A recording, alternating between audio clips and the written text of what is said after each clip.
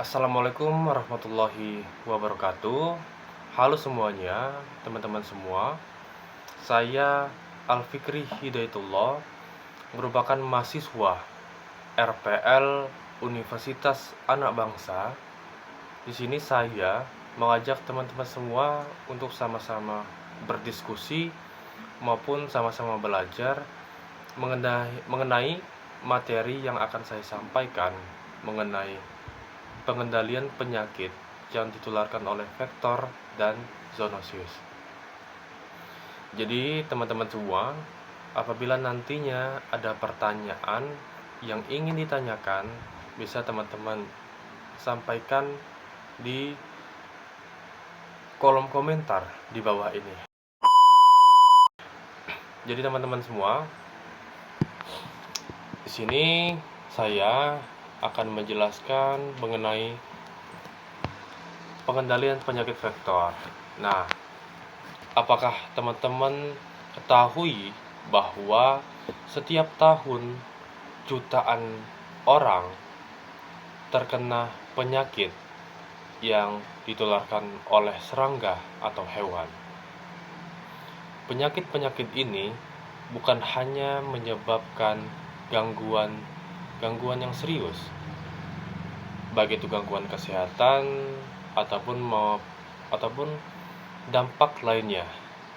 Nah, untuk itu penyakit vektor dan zoonotik ini merupakan sebuah ancaman serius, baik itu dari segi kesehatan dan juga berdampak pada kesejahteraan masyarakat itu sendiri.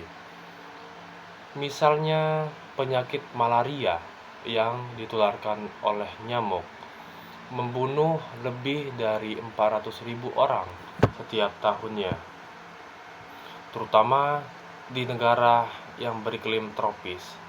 Sementara itu, rabies yang merupakan penyakit zoonosis atau penyakit yang berasal dari hewan juga menjadi ancaman serius bagi manusia.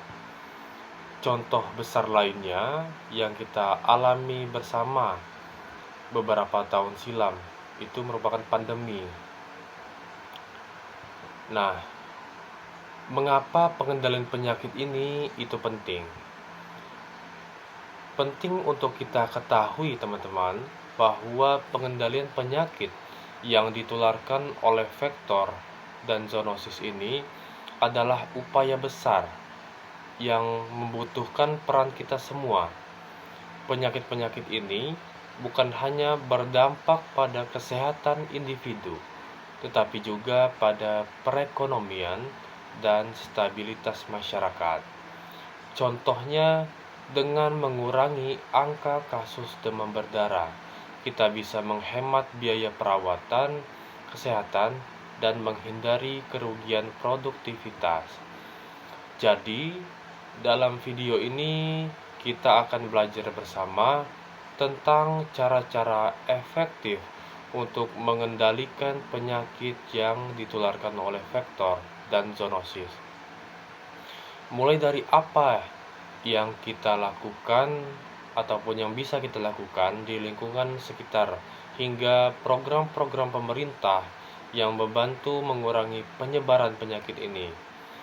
Kami harap video ini bisa menjadi langkah awal untuk kita semua menjadi lebih waspada dan peduli dalam menjaga lingkungan dan kesehatan. Jadi dalam beberapa menit ke depan teman-teman, kita akan membahas beberapa hal penting, mulai dari pemahaman tentang penyakit vektor dan zoonosis, bagaimana cara penyebaran penyakit ini, hingga langkah-langkah konkret yang bisa kita lakukan untuk mencegah dan mengendalikannya. Mari kita simak dengan mulai ataupun memahami dasar-dasar penyakit vektor dan zoonosis. Apa saja contohnya dan bagaimana cara mereka menyebar di masyarakat. Jadi, untuk memahami dan mengendalikan penyakit yang ditularkan oleh vektor dan zoonosis, kita akan membahas beberapa poin penting, mulai dari pemahaman dasar tentang penyakit ini, bagaimana mereka menyebar, serta langkah-langkah efektif untuk mencegahnya. Penyakit yang ditularkan oleh vektor dan zoonotik merupakan masalah kesehatan global yang mempengaruhi jutaan orang setiap tahun. Vektor adalah organisme yang membawa dan menularkan patogen dari satu inang ke inang lainnya. Sementara penyakit zoonotik ditularkan antara hewan dan manusia. Dalam pembahasan ini kita akan membahas apa itu penyakit vektor dan zoonotik, lalu cara penularan, dampak kesehatan dan contoh penyakit, lalu strategi pengendalian yang efektif, serta tantangan yang dihadapi dalam pengendalian penyakit ini. Nah, untuk pengertiannya sendiri, baik itu penyakit vektor merupakan penyakit yang penyebarannya tergantung pada organisme perantara vektor seperti nyamuk, kutu, lalat, dan caplak. Contoh penyakitnya sendiri yaitu malaria, demam berdarah Dengue, dan filariasis. Lalu untuk pengertian penyakit zoonotik, itu penyakit yang ditularkan dari hewan ke manusia, baik melalui kontak langsung, udara, atau produk hewani. Contoh penyakitnya sendiri yaitu rabies, brucellosis, leptospirosis, dan toxoplasmosis. Nah, untuk mode penularan yaitu vektor menginfeksi manusia dengan menggigit dan mengirimkan patogen. Misalnya nyamuk yang membawa virus atau parasit. Patogen seperti virus, bakteri, atau parasit berada dalam tubuh vektor dan menyebar saat vektor menggigit manusia. Faktor penentu keberadaan vektor, kondisi lingkungan yang mendukung perkembangbiakan, dan kekebalan individu. Nah, untuk contoh penyakitnya sendiri, malaria ditularkan oleh nyamuk Anopheles yang membawa parasit Plasmodium. Nah, lalu demam berdarah itu nyamuk Aedes aegypti membawa virus Dengue. Lalu Zika ditularkan oleh nyamuk Aedes aegypti dan Aedes albopictus. Penularan penyakit zoonotik. Untuk mode penularannya sendiri, itu yang pertama, kontak langsung dengan hewan. Baik itu dari gigitan, cakaran, atau melalui saliva hewan. Lalu yang kedua, kontaminasi makanan atau air. Jadi produk hewani yang terkontaminasi atau air yang tercemar oleh kotoran hewan. Jadi penularan juga bisa melalui kontaminasi makanan atau air. Lalu yang ketiga, vektor dari hewan. Beberapa penyakit zoonotik juga dapat ditularkan melalui vektor seperti kutu, tikus, dan nyamuk. Nah, untuk contoh penyakit zoonotik, itu yang pertama rabies. Virus rabies ditularkan melalui gigitan anjing atau hewan, manusia, atau hewan mamalia lainnya. Lalu brucellosis itu penyakit bakteri yang ditularkan melalui berkontak dengan hewan ternak yang terinfeksi, terutama melalui satu susu atau produk hewan. Lalu leptospirosis, penyakit bakteri yang disebarkan melalui urin hewan seperti tikus, terutama saat terpapar air yang tercemar. Nah, selanjutnya kita akan membahas dampak kesehatan penyakit yang ditularkan oleh vektor. Jadi setiap tahun sekitar 200 juta kasus malaria dan lebih dari 400.000 kematian terjadi di seluruh dunia akibat penyakit malaria. Lalu penyebab utama kematian di negara-negara tropis dan subtropis. Jadi malaria juga merupakan penyebab penyakit utama dalam hal kematian pada negara yang beriklim tropis dan subtropis. Lalu demam berdarah denggi (DBD) itu menyebabkan puluhan ribu kematian di seluruh dunia setiap tahunnya. Kasus seringkali meningkat selama musim penghujan. Lalu Zika itu berhubungan dengan kelainan lahir seperti mikrosefali atau kepala kecil pada bayi yang terinfeksi saat dalam kandungan. Nah, untuk dampak kesehatan penyakit zoonotik itu yang pertama rabies. Hampir 60.000 kematian setiap tahunnya, dengan sebagian besar kasus terjadi di Asia dan Afrika.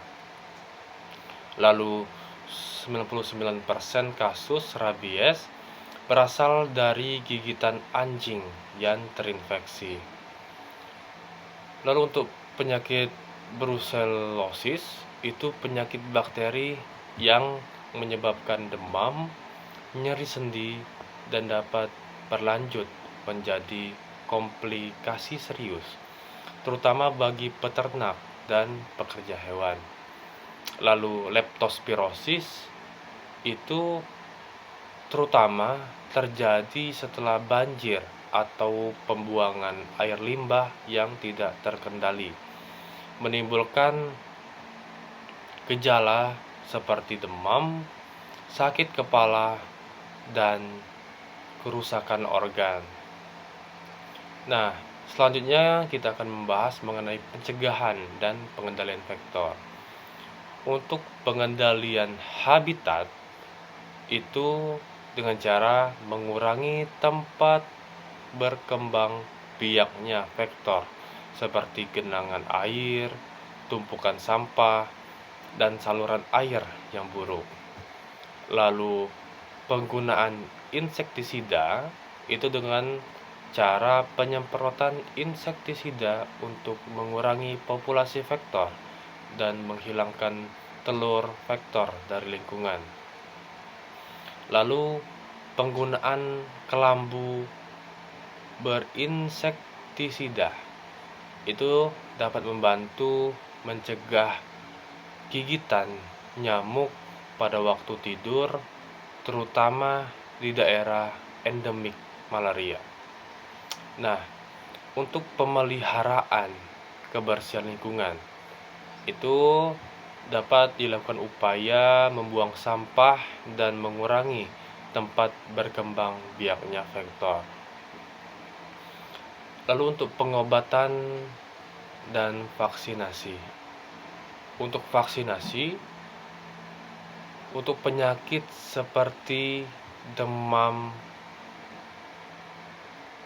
kunir atau yellow fever dan dengue. Lalu untuk obat-obatan itu dengan pengobatan penyakit seperti malaria, misalnya artemisinin dan filariasis. Lalu untuk pengendalian penyakit zoonotik, untuk pencegahan dan pengendalian hewan, yang pertama vaksinasi hewan. Jadi vaksinasi anjing terhadap rabies dan vaksinasi hewan ternak untuk mencegah brusellosis. Lalu pengawasan kesehatan hewan. Jadi pemeriksaan kesehatan rutin pada hewan ternak untuk mendeteksi penyakit zoonotik. Lalu sanitasi yang baik dengan mengelola limbah hewan, menjaga kebersihan tempat peternakan dan pasar hewan untuk mencegah penyebaran penyakit. Selanjutnya pengawasan dan pendidikan masyarakat. Itu yang pertama, edukasi masyarakat tentang cara menghindari kontak langsung dengan hewan terinfeksi atau kotoran hewan. Perlindungan bagi peternak dan pekerja hewan dengan menggunakan alat pelindung diri APD yang tepat. Nah, selanjutnya faktor-faktor yang mempengaruhi penyebaran penyakit. Yang pertama perubahan iklim, itu peningkatan suhu global menyebabkan penyebaran vektor penyakit ke area baru. Lalu perubahan iklim yang mempengaruhi ekosistem juga mengubahi pola migrasi hewan yang dapat membawa penyakit zoonotik. Lalu urbanisasi dan mobilitas manusia. Itu peningkatan kepadatan penduduk memfasilitasi penyebaran penyakit, baik yang ditularkan oleh vektor maupun zoonotik. Lalu kurangnya akses ke layanan kesehatan. Jadi di beberapa wilayah kurangnya fasilitas kesehatan dan pengobatan menyebabkan penyakit tidak terdiagnosis dan tidak diobati, memperburuk penyebaran penyakit. Lalu strategi pengendalian apa yang efektif? Jadi yang pertama, melakukan pendekatan One Health. Jadi kolaborasi antara sektor kesehatan manusia, hewan, dan lingkungan. Lalu menggunakan pendekatan holistik untuk mengidentifikasi dan menangani masalah yang berkaitan dengan penyebaran penyakit. Lalu surveillance dan monitoring. Pemantauan dan pengawasan penyakit untuk mendeteksi kasus lebih awal dan mencegah wabah terjadinya penyakit.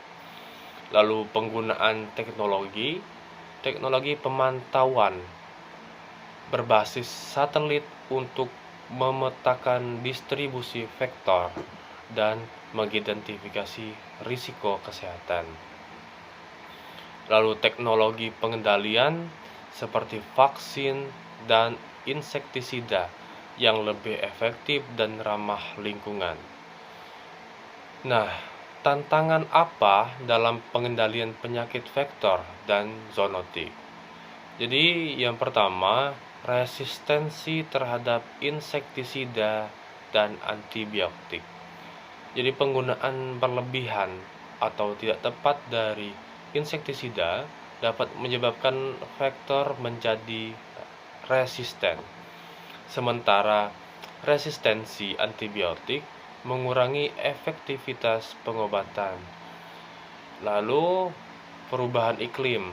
Jadi perubahan cuaca dan pola hujan yang tidak terduga dapat menyebabkan kondisi yang lebih mendukung bagi berkembang biaknya vektor.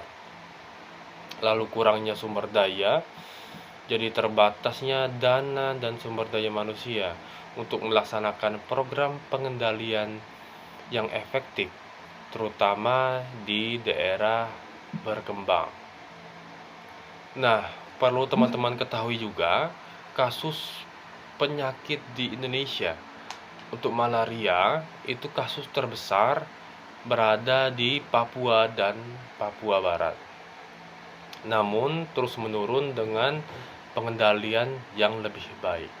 Lalu rabies, masalah di beberapa wilayah di Bali dan Nusa Tenggara, terutama karena tingginya populasi anjing liar. Lalu leptospirosis umumnya terjadi di daerah yang sering dilanda banjir dan daerah dengan sanitasi yang buruk. Baik, teman-teman semua, kita telah mempelajari bersama bahwa penting penyakit yang ditularkan oleh vektor dan zoonosis untuk bisa kita ketahui, karena bisa berdampak serius pada kesehatan dan kesejahteraan masyarakat. Melalui pemahaman dasar tentang penyakit ini, penyakit pengendalian vektor dan zoonosis membutuhkan kerjasama dari seluruh elemen masyarakat, dari menjaga kebersihan lingkungan, lalu menggunakan kelambu, hingga mengikuti vaksinasi hingga peliharaan. Semua langkah ini adalah kontribusi nyata yang bisa kita lakukan untuk mencegah penyebaran penyakit. Nah, untuk penyakit yang ditularkan oleh vektor dan zoonosis merupakan ancaman besar bagi kesehatan global dengan dampak yang signifikan pada kehidupan manusia, hewan, dan lingkungan. Penyakit-penyakit ini ditularkan oleh vektor seperti nyamuk, kutu, atau tikus, serta melalui kontak langsung atau tidak langsung antara manusia dan hewan. Pengendalian penyakit ini memerlukan pendekatan yang multidisipliner, termasuk pengendalian vektor, vaksinasi hewan, serta pemantauan dan edukasi masyarakat. Upaya pengendalian harus melibatkan kerjasama antara sektor kesehatan manusia, hewan, dan lingkungan dalam kerangka One Health. Untuk faktor yang mempengaruhi penyebaran seperti perubahan iklim, urbanisasi, mobilitas manusia, serta resistensi terhadap insektisida dan antibiotik memerlukan perhatian serius dan khusus dalam merancang strategi pengendalian. Untuk strategi pengendalian yang efektif meliputi pengurangan tempat berkembang biak vektor, penggunaan insektisida dan kelambu, vaksinasi hewan, dan peningkatan sanitasi. Teknologi baru dan pendekatan berbasis data juga memainkan peran penting dalam mempercepat pengendalian dan pencegahan.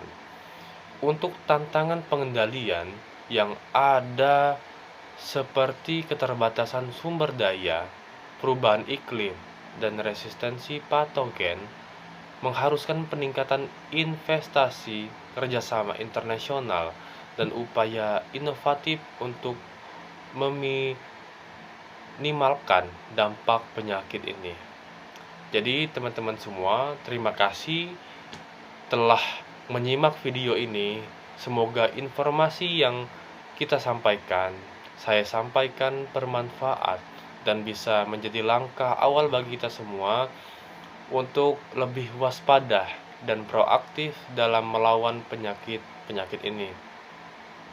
Ingatlah, perlindungan dimulai dari diri kita sendiri. Mari kita bersama menjaga kesehatan masyarakat demi masa depan yang lebih aman dan sehat. Jadi teman-teman semua, apabila ada pertanyaan ataupun untuk lebih lanjut kita berdiskusi, bisa teman-teman sampaikan di kolom komentar. Jadi di sini saya juga menjelaskan dengan referensi yang saya miliki, yang saya dapatkan mengenai penyakit pengendalian vektor dan zoonosis. Jadi teman-teman semua, terima kasih yang sudah menyimak dan menonton video ini. Wassalamualaikum warahmatullahi wabarakatuh.